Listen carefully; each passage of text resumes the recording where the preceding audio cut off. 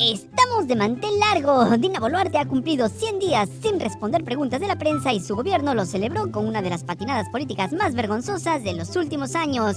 Ya llegamos para inflamarte el hígado, pero antes de ir con toditita la información... Y recuerda que... microprograma, el sobrino con requisitorio de Sálvese Quien Pueda, llega hoy jueves de Patos y Patas, jueves 16 de octubre, gracias a nuestro Team Salvados, la comunidad Premium y Patreons de Sálvese Quien Pueda. Suscríbanse al canal y no se olviden, sigan yapeando y pineando, porque su apoyo es lo único que nos ayuda a mantener a flote este mamarracho y amoroso programa. Apoye miserable, no sean pingüinos, ya lanza pelado, que vamos tarde.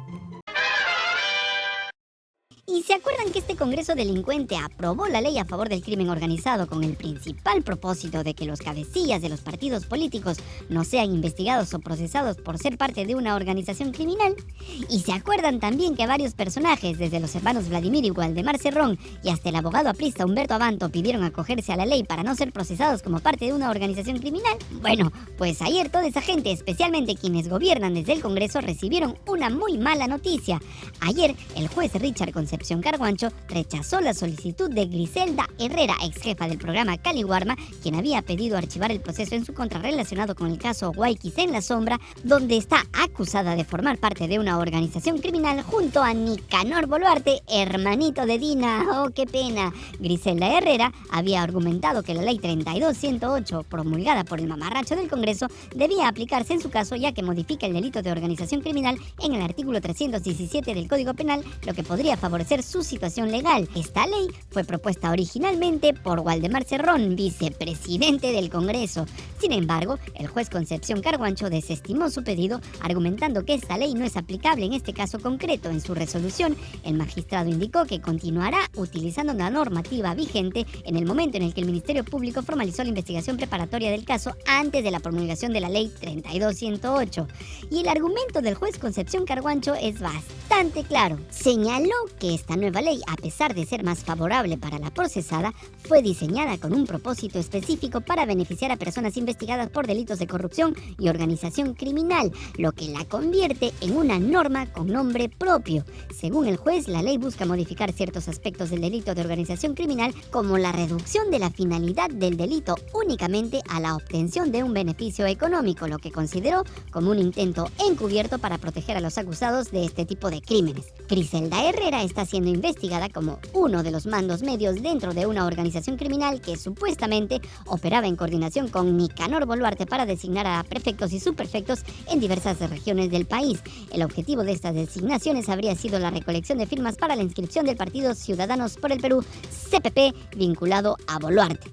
El juez fundamentó su decisión en el artículo 148 de la Constitución, que le otorga la facultad de aplicar el control difuso y rechazar normativas que vulneren derechos constitucionales. En este caso, consideró que la ley 32108, que fue promulgada sin observaciones del Poder Ejecutivo en agosto, favorece de manera particular a los investigados por corrupción, lo que no debería aplicarse al proceso en cuestión.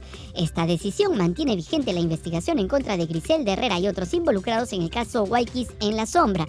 Bueno, por esto es que los pillos del Congreso ya están preparando una salida a sus males. Esta semana te contamos que el congresista de Perú Libre, José María Balcázar, ha presentado un proyecto para que los jueces no puedan aplicar el control difuso, tal como lo ha hecho en esta ocasión el juez Concepción Carguancho. La iniciativa busca impedir que los magistrados puedan emitir resoluciones según su interpretación de las leyes.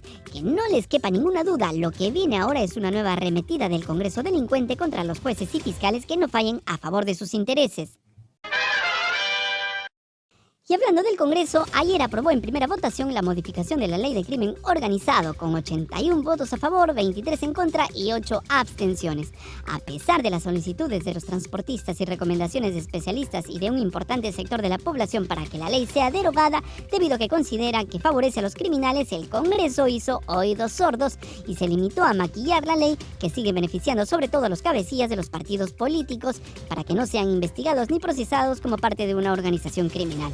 Entre los cambios aprobados está el que califica como crimen organizado a los delitos cuya pena mínima es de 5 años, y ahí se ha incluido que se baje la pena mínima de cárcel de 6 a 5 años los delitos como extorsión, sicariato y secuestro. Eso sí, Esto excluye delitos como cohecho, o sea, soborno en el caso de un funcionario, y también a la minería ilegal. Ya saben, con los clientes de Salguana no se metan, por favor. Igual, como lo explicó el ex procurador Antonio Maldonado para El Comercio, 5 años sigue siendo poco tiempo, pues contraviene el estándar internacional contenido en la Convención de Palermo, que exige 4 años, porque es el rango a partir del cual están incluidos los delitos vinculados a criminalidad organizada.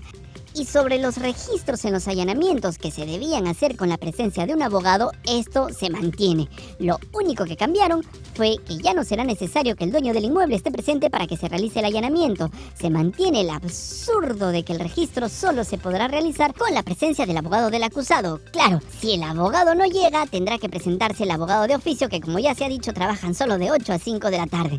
¿Y qué pasó con la ley del terrorismo urbano? Pues bueno, el Congreso también aprobó en primera votación un proyecto que incorpora el delito de criminalidad sistemática al Código Penal en lugar de terrorismo urbano. Esta medida propone cadena perpetua para quienes, usando armas o artefactos, cometan delitos graves como secuestro, extorsión o sicariato, generando terror en la población. Luego de 17 proyectos presentados, incluyendo el del gobierno sobre terrorismo urbano, todo se redujo a un solo párrafo que será sometido a una segunda votación luego de 7 días calendarios. ¡Qué eficientes son!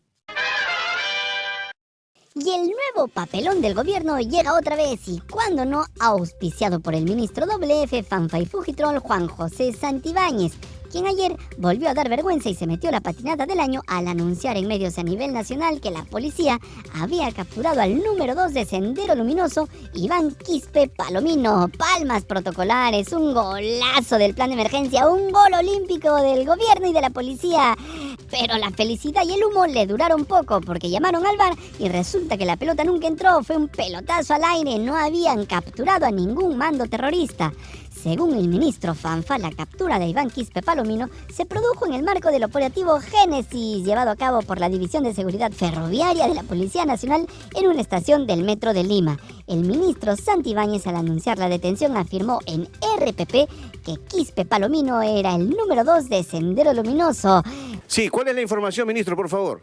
Te comento, la Policía Nacional del Perú acaba de capturar a Iván Quispe Palomino, considerado el mando número 2 de Sendero Luminoso.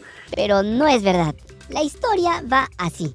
Tal como lo explicaron los especialistas Jaime Antesana y Pedro Yaranga, resulta que el detenido Iván Quispe Palomino fue encarcelado durante los años 90 por el delito de terrorismo y tras cumplir su condena se convirtió en un colaborador de la Dirección contra el Terrorismo DIRCOTE y del Servicio de Inteligencia Nacional. En conjunto con otros miembros de su familia, ayudó a las fuerzas del orden a capturar a Óscar Ramírez Durán, alias Feliciano, uno de los cabecillas de Sendero Luminoso en ese entonces. A partir de ese momento, Iván Quispe Palomino dejó de estar vinculado a la organización terrorista, siendo considerado un traidor por su hermano, el camarada José, líder, el sí, del militarizado Partido Comunista del Perú, una facción disidente de Sendero Luminoso. Yaranga, experto en temas de terrorismo, explicó que Quispe no era un mando dentro del militarizado Partido Comunista del Perú, sino simplemente un combatiente que abandonó la organización junto a su familia hace décadas. Yaranga afirmó que Iván Quispe purgó su pena y se estableció en Lima trabajando en empleos manuales. Tanto Antesana como Yaranga acusaron al gobierno de utilizar la captura de Iván Quispe Palomino como una maniobra política para desviar la atención y justificar el estado de emergencia en San Juan de Lurigancho, donde la extorsión y el sicariato han aumentado significativamente. Antesana calificó la situación como un psicosocial creado por el gobierno de Dina Boluarte en un intento por mostrar resultados ante la crisis de seguridad, cuando en realidad la captura de Quispe no tiene ningún impacto real en la lucha contra el terrorismo o el narcotráfico en el Brain. Según la propia policía, en un organigrama elaborado por la DIRCOTE, el detenido Iván Quispe Palomino no figura como parte de la cúpula o como parte de la organización narcoterrorista que opera en el Brain. Es más, el propio Iván Quispe Palomino dijo tras ser capturado que iba a ser liberado y que hoy mismo estaría en su casa. Falso, mañana voy a estar en mi casa. ¿Vas a estar en tu casa? ¿Estás seguro de eso? Sí, seguro. Su abogado también desmintió al gobierno al declarar que su defendido se había presentado hace poco ante el Poder Judicial, como lo ha venido haciendo, según dijo.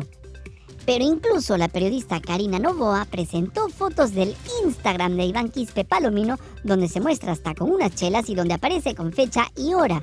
Sobre la requisitoria que pesa sobre él, periodistas como Carla Ramírez de Panorama publicaron las búsquedas y demostraron que sobre este sujeto condenado por terrorismo actualmente no pesa ninguna requisitoria, o sea, una orden de captura.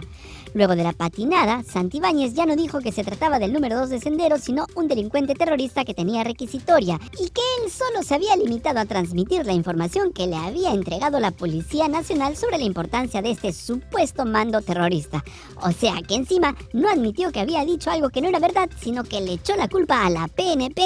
Es un adefesio. En la noche, el premier Gustavo Adriansen insistió al decir que la captura de este personaje era un logro del gobierno que demostraba que los estados de emergencia sí funcionan. ¿En qué se basó? Solo en repetir que Iván Quispe Palomino era un delincuente terrorista y criminal con requisitorias. Por supuesto, descartó que el ministro Santibáñez vaya a renunciar al cargo.